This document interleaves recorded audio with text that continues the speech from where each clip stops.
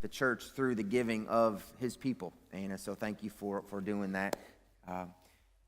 If you were with us last Sunday, you might know that we're trailing the people of Israel after one of the greatest moments in the history of Israel, and that is the crossing of the Red Sea. What we found, though, last week is that only 3 days after they sang a song to declare Yahweh's great power and great victory in defeating Pharaoh and the enemy armies of Egypt, they turned to Moses and they began to grumble because their supply of water had run out, and the only water in front of them was bitter, undrinkable water. Moses approached Yahweh, who said, throw a tree into the water, and we talked about this last week, but he said, throw a tree into the water, and when Moses did, the water became sweet, and the people were able to drink. And then Yahweh comes to the people and says, I have a test. Will you listen to and obey me? Chapter 16 opens, and this is where we were last week as well in chapter 16, where the people, again, they grumble to Moses. Now it's because they have no food. And we can understand that, right? Not having water, not having food, we grumble. But the issue was they weren't grumbling to anyone who could do anything about it. They were grumbling to Moses. Moses goes to Yahweh. Yahweh says, I'm going to send bread from heaven. They call it manna. And he said, I'm going to cover the ground with this manna, and then I'm going to test you, whether you will listen to my word and obey it. Don't save any for tomorrow, although some did. And don't take any on the seventh day, although some did. And here's what we saw last week when it comes to the testing. That Yahweh was not testing his people to see if they were worthy of his gifts and his grace. Right? He gave to them the water, then he gave to them the bread, and then said, I'm going to test you. The test did not come to see if they were worthy of his grace. The test came to see if the people recognized Yahweh, who had gifted them, that he was worthy to obey, listen to, and obey his word. He wasn't testing their knowledge about him. He was testing their submission to him. And the same is true today, right? The test of the Christian life is not how many Bible verses do you know, how many social media posts can you put out there about the Bible and about Christianity. It's about whether or not we're obedient to the word that we know. It's not about whether or not you came to church this morning. It's about whether you're going to leave church and live like the church that he has called us to be. You know, sometimes it's our knowledge of the Word of God that interferes with us actually living out and applying what we already know. So many Christians would rather gather to talk about the Bible than to go and live out the Bible. And I know I'm thankful for our life groups. I'm thankful for our Bible study groups. But there needs to be times when we stop talking about the Bible and say, here's what we've learned. What are we going to do with it? Let's go serve people. And as we get into chapter 17 today, we're going to see echoes of grumbling and echoes of testing. But there's going to be some differences that I hope you pick up on. We're going to read through the first 7 verses of chapter 17. Exodus chapter 17, and again, we'll read through the first 7 verses. It begins this way. All the congregation of the people of Israel moved on from the wilderness of sin by stages according to the commandment of Yahweh, encamped at Rephidim, but there was no water for the people to drink. Therefore the people quarreled, keep note of that word, quarreled with Moses and said, give us water to drink. And Moses said to them, why do you quarrel with me? Why do you test Yahweh? But the people thirsted there for water, and the people grumbled. There's that word grumbling, and thirsted. They thirsted, and then people grumbled against Moses and said, why did you bring us up out of Egypt to kill us and our children and our livestock with thirst? So Moses cried to Yahweh, what shall I do with these people? They are almost ready to stone me. Verse 5. And Yahweh said to Moses, pass on before the people, taking with you some of the elders of Israel, and take in your hand the staff with which you struck the Nile, and go. Behold, I will stand before you there. Now notice these next couple words. Keep this in the back of your mind. On the rock at Horeb, and you shall strike the rock, and water shall come out of it, and the people will drink. And Moses did so in the sight of the elders of Israel, and he called the name of the place Massah and Meribah, because the quarreling of the people of Israel, and because they tested Yahweh by saying, is Yahweh among us or not? Now again, if you're a guest of ours, we're not just trying to look at Exodus from beginning to end. We're trying to look for echoes of Exodus. We see the echo of the people's thirst, but there's one difference. Instead of bitter water, there's now no water. We see the echo of the people grumbling in verse number 3, but I want to key in on that word quarreled that we saw in verse number 2. That word quarreled in the Hebrew would actually mean put to trial.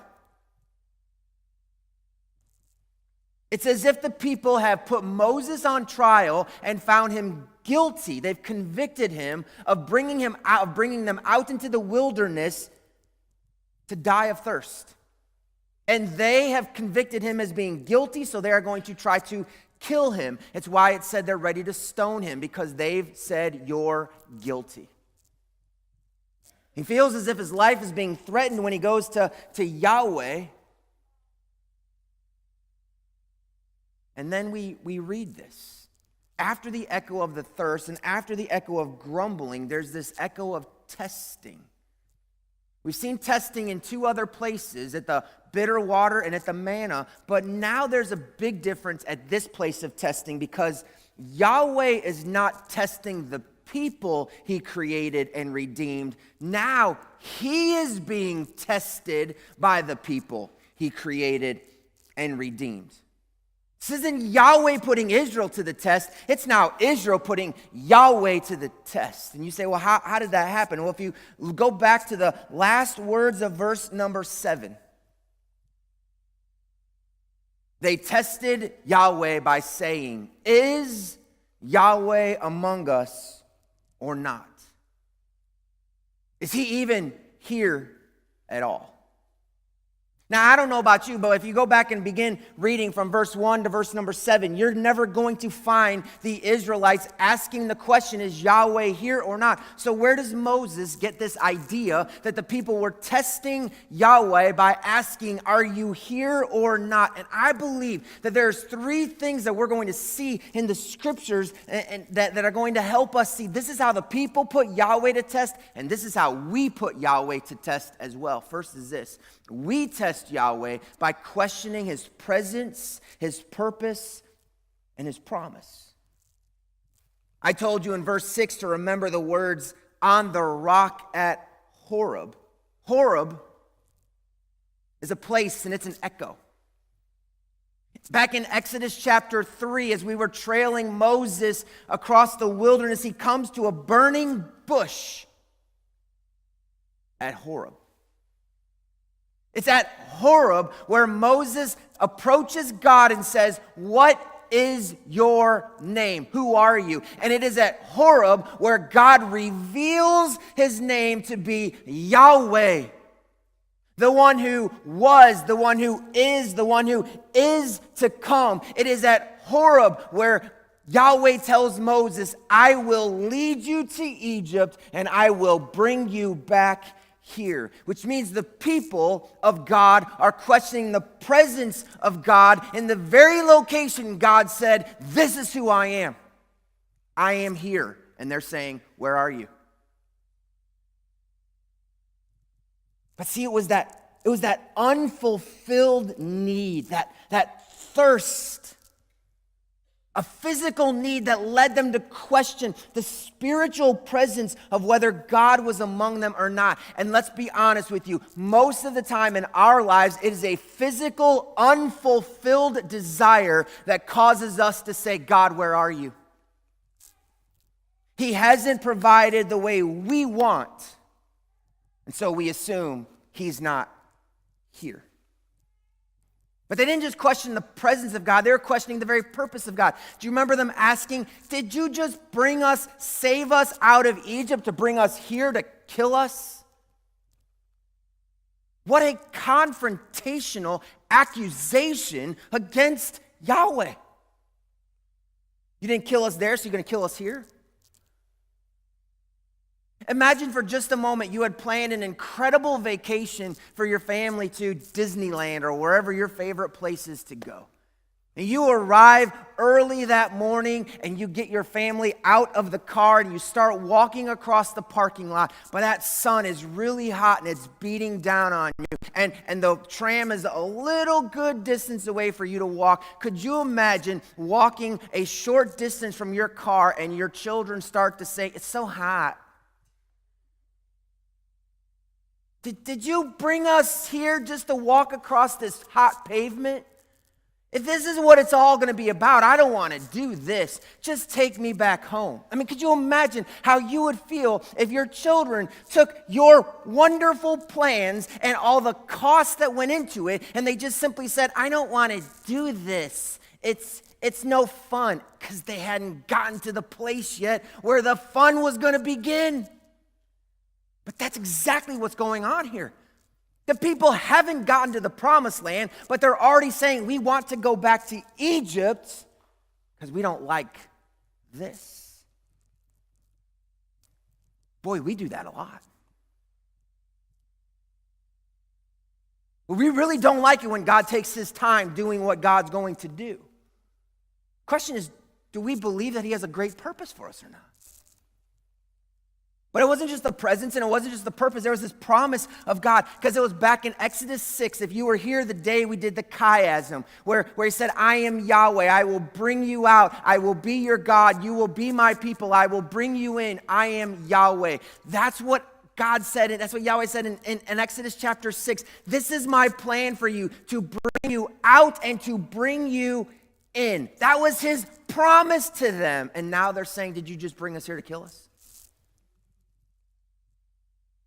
Man, I think through how Moses is provoking the people to think how they're questioning whether Yahweh the I Am is even here or not.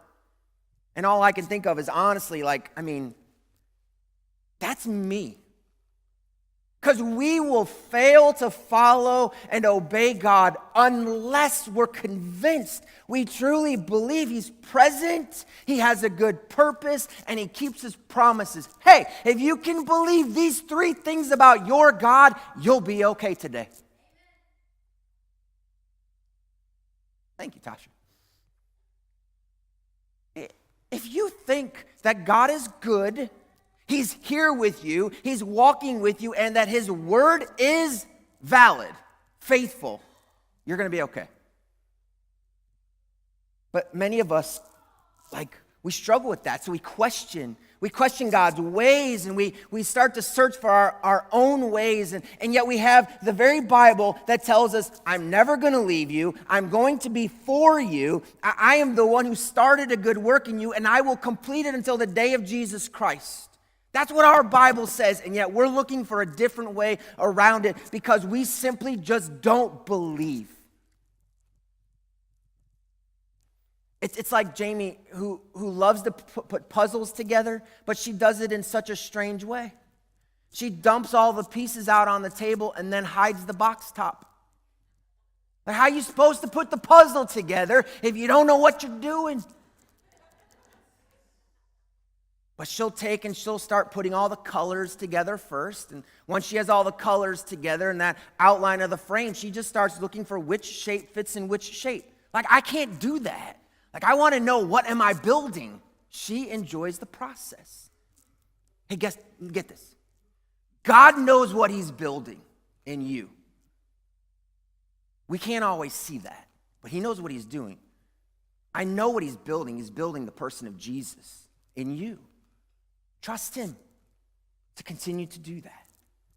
We test Yahweh by questioning his presence, his purpose, and his promise. And we test Yahweh by looking to a man of God to provide what only God himself can give. The people were thirsty. They needed water. But to whom did they turn and say, give us water? Not the God who can provide water. Not the one who turned bitter water sweet. Not the one who sent manna from heaven. They turned to Moses and said, give us water. Hey, Moses couldn't give them water. Even as the chapter continues, and we're not going to read it here as a church, but the rest of chapter 17 shows us Moses' limitations, because there's going to be a battle between the first battle between Israel and an enemy army, and Moses goes to the top of a mountain and he takes the staff of God, and every time Moses' hands are up, the Israelite army is victorious. Every time Moses' hands come down, the enemy army is victorious. And guess what? Moses' arms got tired. So they put a rock that he could sit on. And somebody, two men, a man named Aaron and a man named Hur, that had to have been really hard, living with a name called Hur. Hey, would you get Hur? No, that's a him. No, but get Hur. No, that's a that would be so confusing. Really. Aaron on one side, Hur, him, on the other side. They had to hold Moses' hands up because Moses is tired. Moses doesn't have the strong right arm of God that we've seen time and time throughout. Moses is a man who gets weary. And Moses' hands being up is not the reason Israel was winning. Moses was reaching to the throne of God and saying, I am interceding for people. And as long as Moses was interceding and holding to the footstool of the throne of heaven, Israel was winning. But as Moses' hands grew tired, they were not. Moses had nothing to do with winning the victory. Moses was simply pointing to the one who was. And I love Moses. Like he is my favorite Old Testament figure. But I mean, the truth is, Moses is a gift from God. He's not God. He's a mouthpiece for Yahweh. He's not the word of God. He raised his hands, but it's only because he was touching the toes, the footstool of the throne. And I really do believe that God works through people, but we should never, ever rely on the people that God brings into our lives more than on God himself. Like God does give good gifts, including people, to his children. He gives good gifts. And there are some of you in here that have been good gifts to us, you people.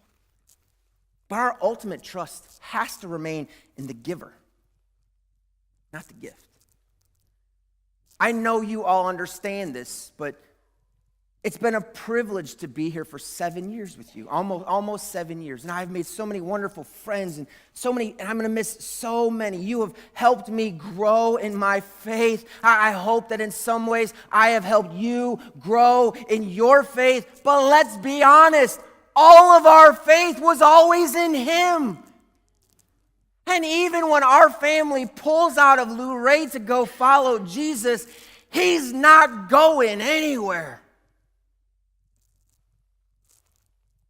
I mean, Jesus has allowed some very treasured relationships to form in these nearly 7 years. But Jesus is the true treasure. He's the king. He's the source. I've been privileged to be a mouthpiece, but he's the eternal word. I've been privileged to be a signpost, but he is the way. I've been privileged to be a friend, but he is the source of true love. And the fact that the people were wanting to stone Moses shows us that they were completely ignoring the presence of Yahweh. Looking to a man to do what only God can do. They were acting as if Yahweh was not even present, and Moses was the one who needed to provide for their needs. Listen, again, church, I love you. It breaks our hearts to leave you. It gives us joy to follow Jesus. But please understand, he's the one we're all following. We also test Yahweh by allowing our emptiness to overshadow God's evidence. How did they test Yahweh? Asking the question, is he even among us? Let's pause for just a moment. What was leading them? What was in their sight line? A pillar of cloud that had led them from Egypt across the Red Sea to where they are, and they're thirsty, and because of their thirst, their eyes have fallen down instead of up, looking at the very pillar of the presence of God in their lives. There was manna on the ground the morning they're asking, is Yahweh around?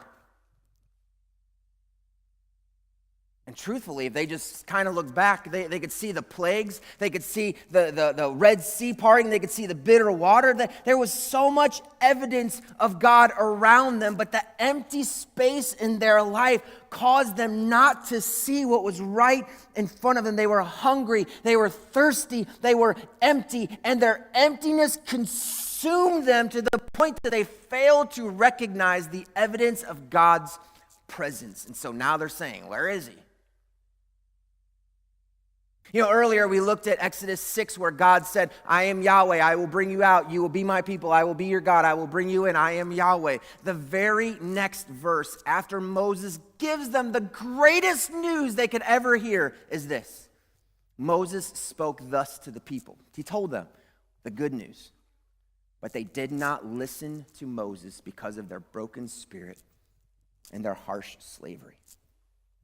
The unfulfilled circumstances of our lives often speaks louder than the word of our Creator and Redeemer. There are times where empty spaces in our lives, they cause us to forget the way God has filled other spaces in our lives. But ultimately, the empty spaces in our lives provide room for God to work. I told you we've loved being here for 7 years. Do you know why we were here for 7 years? Because there was an empty space.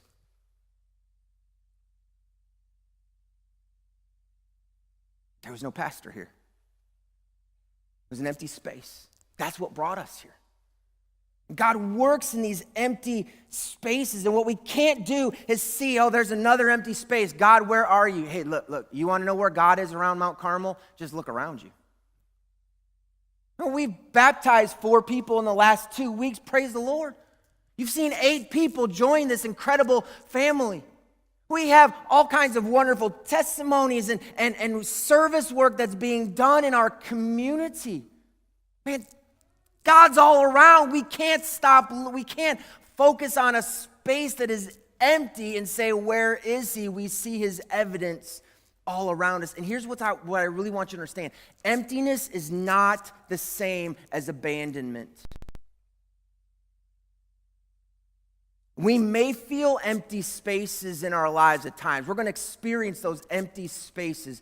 But you, as a Christian, you will never be abandoned. And we know that because Jesus is the one who hung on a cross and said, my God, why have you forsaken me? And the only reason he felt like that is so you would never have to. We'll feel empty, but we'll never experience abandonment. And here's the problem. When we believe we have been abandoned by God, we start forcing him to prove he's really there and that he is really God. And that is when we, as his people, his creation, start putting our Creator to the test. You see, Yahweh tested Israel by saying, I'm going to give you all these things to show you I am a good and faithful Father. And I'm going to test you by whether you respond to my voice. But Israel flips it. And they say, we're going to test whether you really are a good father by whether you respond to our voice. That is so dangerous to do to God because it is not faith. Faith is the evidence of things not seen. Without faith, it's impossible to please God. And we know faith is the evidence of things not seen, which means the opposite of faith is I want the evidence before I believe. We put God to the test. I don't know if you're really good unless you do this. No, that's not it. He's already done the good work in Jesus. Now the test is ours on whether we'll follow his voice and obey him.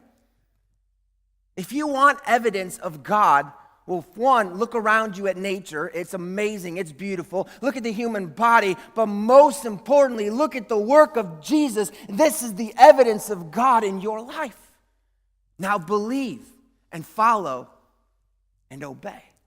And Moses recognizes this as such a momentous occasion, such a momentous moment in Israel's history, that when he is going to die and he stops and he recounts all of Israel's history before they go to the promised land without him, he brings up this moment in the book of Deuteronomy. Don't turn there, but I want to show it to you. In Deuteronomy chapter 6, verse 16, Moses talking to a new group of people, those who are going to go into the promised land. Only Joshua and Caleb are left as far as the old people, but this is it. He says, you shall not put God to the test as you tested him at Massah. Same place. You tested him at Massah. Don't you do that. And what is so interesting to me is that Jesus then uses this same verse during his testing of Satan in Matthew chapter 4. The devil took Jesus to the holy city, set him on the pinnacle of the temple, and said to him, if you are the Son of God, throw yourself down. And he begins to quote how he knows that God will care for him. And Jesus' response to Satan's test is, it is written, you shall not put the Lord your God to the test. He was saying, if you want me to do something to prove that I am God, you're putting me to the test, and you don't test God that way. He was quoting what Moses was saying to the people who were testing Yahweh. Don't force him to act in some certain way like he has to listen and obey you. No, he's already shown his goodness. You listen and obey him. You see, when we put God to the test, when we say, God, this is what you must do to prove you're good, to prove you're faithful, we are acting like Satan himself. But I really want you to catch this, okay? It doesn't mean we don't ask God for things. You see, faith never avoids asking God to work. Like, we have faith that he can. We have faith that he will. But faith never demands how God works. Like, this is what you must do to prove who you are. No, he's proven who he is. And because he's proven who he is, ask him. Because you don't know his will, you don't know his way, but you know his heart. Which is why we as a church family last week could pray for Katrina, who said, I would love for the Lord to give me a child. We don't know God's will and we don't know God's way in Katrina's life. Here's what we do know. We know God's heart, and he wants to give good things to his people. And we know children are heritage. I wasn't claiming that God should do something. I was saying, God, you could do something. We know your heart. And even here in this place, we see Yahweh's response to the people, and it shows us his heart. We've already read these verses, but I want to read them one more time, and there's a ton of echoes in here. Yahweh said to Moses, pass. That is, this is so cool. This pass is the same thing that's going to happen when Moses goes to the top of the mountain and the glory of the Lord passes by him. And it's the same pass you're going to find in the New Testament when Jesus decides to pass on his disciples when he's walking on the water. This is just crazy. What a cool book we have. Pass on before the people, taking with you some of the elders of the people, taking your hand, echo, the staff, echo, with which you struck, that's going to be an echo of the Nile. Behold, I will stand before you there on the rock at Horeb. We already saw that echo. And you will strike the rock, and water shall come out of it, and the people will drink. So Yahweh tells Moses to take the staff, the one that turned into a serpent, that turned the Nile to blood, that parted the waters, and he said, I want you to walk to the rock. And before he tells him to hit the rock, which he's about to say, and just hit it. Actually, he says strike it. It's the same word that's used when when Moses strikes the Nile and when Yahweh strikes Egypt on the night of the Passover. But before he says strike the rock, he says this. Yahweh says this. I will stand before you on the rock. So this striking is very important. It's a test, and Israel has failed the test.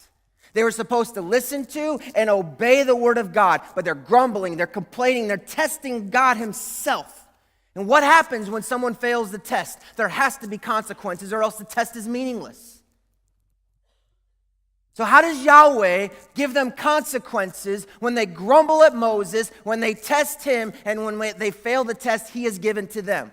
How does he respond? What are the consequences? He gives them water and he refreshes their thirst. So who receives the consequences? Let's go back to what Yahweh said. Take the staff, walk to the rock. I will stand before you.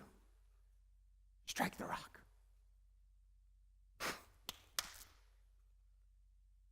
He stood there. Yahweh, the one who has provided for his people, he stood there and he takes the penalty of the sins and failures of his people. And I'm not making this up myself, because the Apostle Paul will tell us in the book of Corinthians, I don't want you to be unaware, brothers, that our fathers were all under the cloud. They all passed through the sea, speaking of this group of people, and all were baptized into Moses in the cloud and in the sea, and all ate the same spiritual food, and all drank the same spiritual drink, for they drank from the spiritual rock that followed them, and the rock was Christ. The rock at Horeb was Christ. And that means in Jesus, our unfailing King, who's never done anything wrong. He suffered the consequences for the failures of his people. At that cross, he suffered the blow of sin upon himself so that his people could be refreshed. Man. It's no wonder he goes to the well in John 4. He's the rock that gives water, and he sits there, this Samaritan woman who has lived with 5 husbands. She comes to the well to get water, and he says, I have water to give you, so you'll never thirst again. And this adulterous woman leaves her water pot, and she runs to the city and says, I've met the Messiah, and he has offered me living water. What? How can this adulterous woman walk away, and she's the one who meets the Messiah, and she's the one who gets a drink of living water? How are her adulterous sins cared for? Oh, the rock, the Christ. He'll be struck for her sin. Because the one out of whom living water flows, the words out of John chapter 7, the one out of whom living water flows will hang on the cross, and you know what he says? The one out of whom streams of living water flow, he hangs on the cross and he says, I thirst. What? You're the source of eternal living water. How could you thirst? Because he took what we deserve.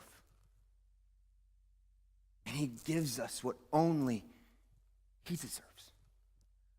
I'm the one who should say, I'm thirsty. I have nothing. And I failed the test. I didn't listen to, I didn't obey, I didn't follow. I'm thirsty. No, instead, the one who completed and fulfilled everything his Father ever asked him to do. He's the one who hangs on the cross and suffering the flames of hell in that moment. I thirst.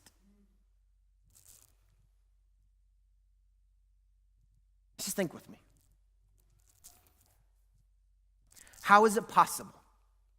And Carolyn, I had this written in my notes before we sang that, before I knew what songs we were going to sing today. How is it possible that a group of sinful people can gather together in a room like this and sing of getting to spend eternity in the presence of a perfectly holy, sinless creator of the world.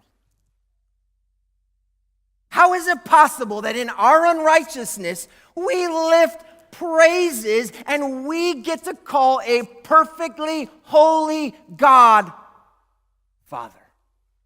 How is that possible?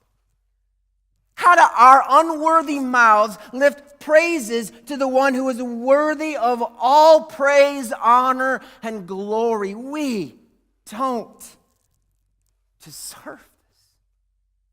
How can we, this group who deserves to face the eternal wrath of God, how do we stand and sing of the present blessings of God and the eternal greater blessings to come? We have sins to account for. We have a debt that we cannot pay. We have no right to stand before a holy God. No one in here has a right to stand before a holy God, except that holy God sent his Son to this earth, and he was rejected, ridiculed, and then crucified. And he took the beating. He took the strikes that we deserve. But he took them like a rock. In fact, he set his face like a rock, like a flint, to go to Jerusalem knowing the strikes that awaited him. And as he hung on the cross, the strikes that he endured caused his blood to flow, and his blood becomes the streams of living water that we all thirst for. He was struck, not for his sin, but for our sin.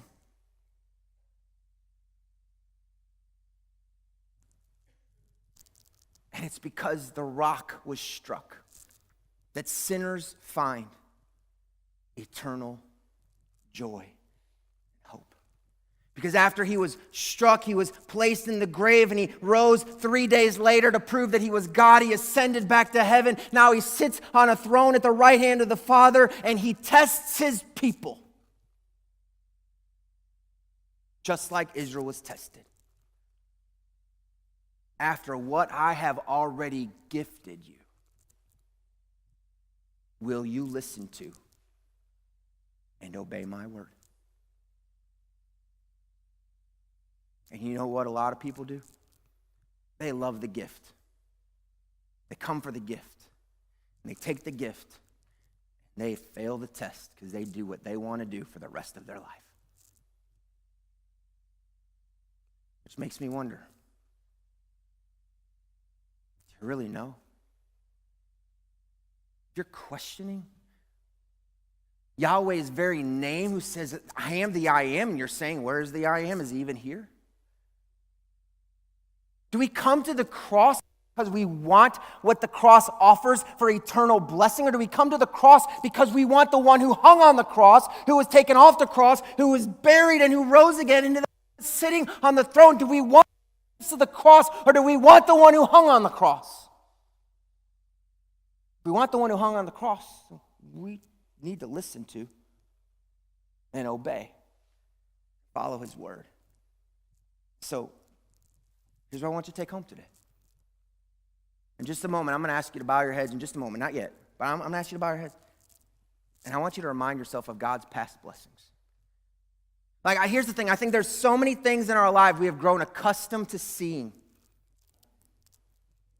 And they don't serve as evidence of God's goodness anymore, but they need to.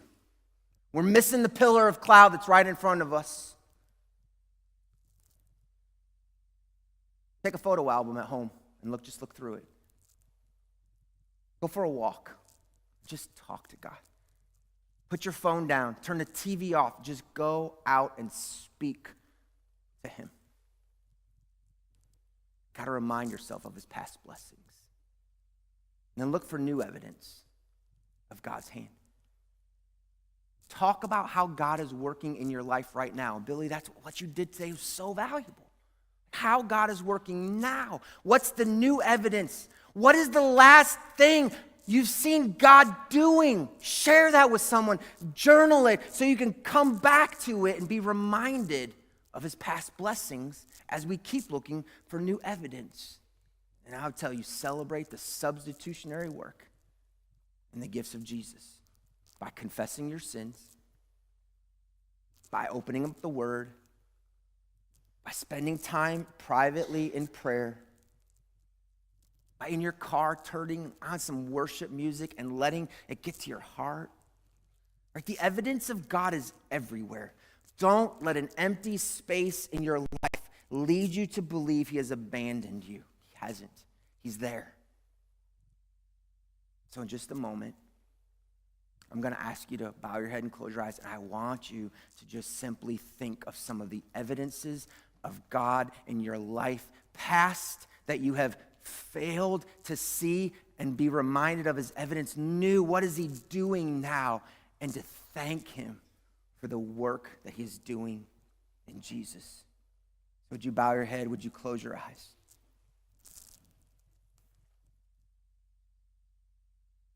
Here's what I'd love for you to do. Let's start with this. Do you have an empty space in your life right now? Is there something that if you wanted God to work, you would say, this is what I want God to do? Because this is empty. Okay, start there. And let me ask you, are you asking him to prove that he's good and faithful by coming through on that? Or are you asking him to work because you know him to be a good, faithful, loving God who has cared for you?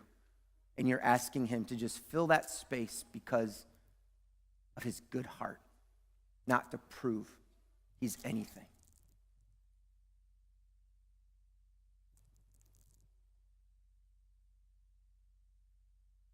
Would you take a moment and would you think of something specific right now? Think of a blessing, whether it's a person, whether it's something, someone, some way that God has acted. Think of something that you have not thought of in a long time that should remind you God is here.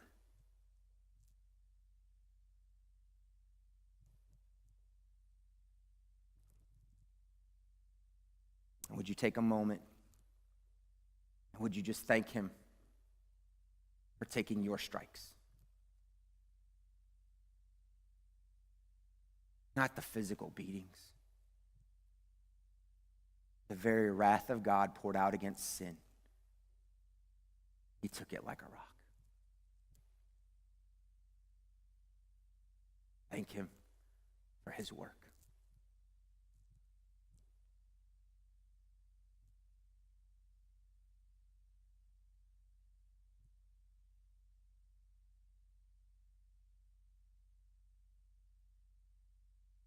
Father, you are so good. Jesus, thank you for what you have done and for who you are. And Lord, as this church closes our gathering today, we're going to sing that song, Only a Holy God. And Lord, I pray that our hearts, I pray that our voices, I pray that everything in us raises our hands and raises our joy. And we're not just singing because it's the third song in a set that was chosen for us. No, this time we're going to stand and we're going to sing knowing I deserve the strikes. I deserve the punishment. I have failed the test and you came to stand before me. You stood before the Father and you took the strikes of sin, and now we have been forgiven and we can stand in this present moment with hands outstretched, with our hearts lifted high, and we say, only a holy God does this. Only a holy God. And Lord, may we leave today to live out the desires of that holy God. Thankful, grateful, absolutely, but obedient to the word that you have given to us. Thank you for, I love the praise that this church offers. Lord, may it reach a new level this time, not because of anything other than a greater realization of what you have done for us. You took the strikes we deserve.